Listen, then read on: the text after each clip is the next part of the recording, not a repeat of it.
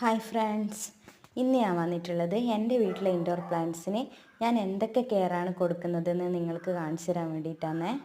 ഇപ്പോൾ മഴക്കാലമല്ലേ, ഇടയ്ക്ക് ഇന്നൊരു ദിവസം നല്ല വെയിൽ കണ്ടു. അപ്പോൾ ഞാൻ ചെടികളൊക്കെ എടുത്ത് വെയിലത്ത് വെക്കാമെന്ന് വിചാരിച്ചു.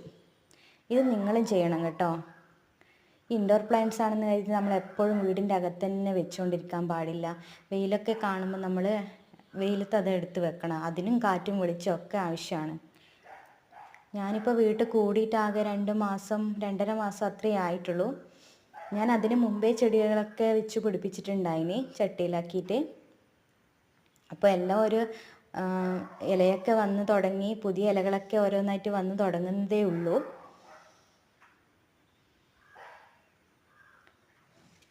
ഇത് അഡീനിയം പ്ലാന്റ്സ് ആണ്.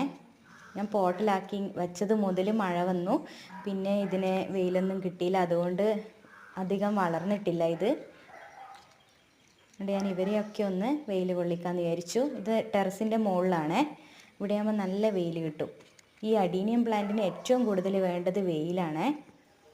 അപ്പോൾ അടുത്ത കെയർ ടിപ്പുമായിട്ട് പിന്നെ ഒരു ദിവസം കാണാം. ബായ്.